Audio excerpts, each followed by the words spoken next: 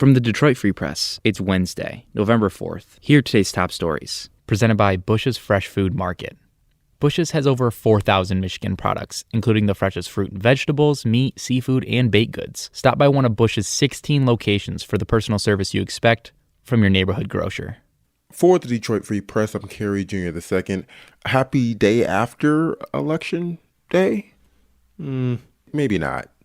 Even though today is not as eventful as yesterday, Michigan's votes are still being tallied. Columnist Nancy Kaffer was the Detroit Free Press's eyes at one of the counting locations when we discussed how Election Day went. So you got a lot going on behind you, Nancy. Can you first start off by telling me where you are? I'm at Detroit's TCF Center, which is where they're counting the absentee ballots. And how's everything looking over there? Does it seem like it's going well? Anything? Does seem like it's going well. They just had shift change. Cool. Well, that's great. Well, what are your initial thoughts about how today has gone, considering there were so many ideas of what we thought today would be? It does not seem like any of the major issues that we had anticipated came to pass. There don't seem to have been problems with polling places or problems with confrontation. We've heard a couple of little reports, around the state, but nothing like on a large scale. So far, like something we all thought could be really fraught with problems does not seem to be. We've got record turnout is what we're hearing, but then what does record turnout mean in a year when so many voted absentee? And we know Michigan is such an important state in this election. And I'm just curious because how might Joe Biden achieve or overcome something that Trump was able to achieve 4 years ago? Trump won Michigan in 2016 by a very small margin, 10,000 votes.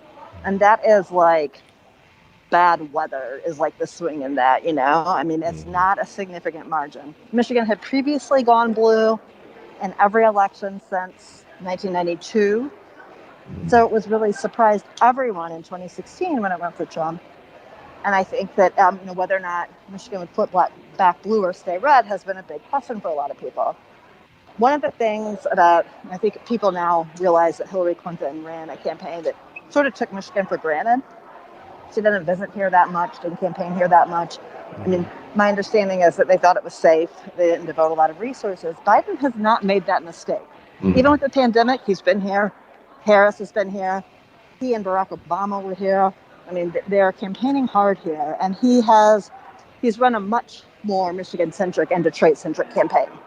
What are some key counties in Michigan that we can watch that will help determine where Michigan will lean in the presidential election? People will tell you like Kent County, Oakland County, Wayne County. Wayne County is the county that I'm watching. Turnout in the city of Detroit was down in 2016. City of Detroit, Democrats could have gotten the 10,000 votes they needed to win out of the city of Detroit. So to me, Wayne County, that's the county I'm caring about, turnout. And I was at polls today, and many of the the people who said that they voted for Trump also said that they weren't concerned about the coronavirus or felt that Trump managed it appropriately. And so are we seeing voters respond to this health crisis and it fall along political lines? People who are voting for Trump don't feel as concerned about it, and vice versa for Biden. Well, I think if we have historic turnout and it favors Biden, then what's that going to tell you is that a lot of people who normally don't feel compelled to vote did feel compelled to vote. And I don't see how the coronavirus can't be a huge part of that. Last question for you, the Senate race, John James and Gary Peters. Well, Peters pulled away from him a little bit in a poll we released over the weekend, but that's a nail biter. I'm very nervous about that one. Gary Peters has been a really solid senator. He's a workhorse. He's very policy focused. He's not like a glory hound. Like he's a good senator, and it's going to be interesting to see how this one works out, because I think if we lose him, we're in trouble. Thank you so much, Nancy, for talking with me. As always, for more election coverage, head over to freep.com. I'm Kirkland Crawford with the Free Press Sports Department and a checkup on the Detroit Lions. The NFL trade deadline came and went on Tuesday, and the Lions did not make a move either to bolster the roster or sell off some parts. And with rumors of the NFL expanding its playoffs to possibly 16 teams this season, the Lions, now at 3-4, are not out of the mix. So how do they stay in the hunt? Dave Burkett highlights the issues with the offense from Sunday's loss to the Colts. No, Stafford deserves blame, but the offensive line was bad. Their skill positions have not been very good this year. When you lose Kenny Galladay for a half, you're playing with. We saw how bad the offense was without him the first 2 games of the season. And Sean, to your point, I think the mask has been pulled off Darrell Bevell a little bit. Things went so well early last year when Stafford was there, and we expect defenses to adjust. And this has been sort of a rough go for an offense that, even maybe though they don't have the best skill positions, they haven't been able to put a lot of things together on that side of the balls. For more stories from the Detroit Free Press, be sure to check out freep.com.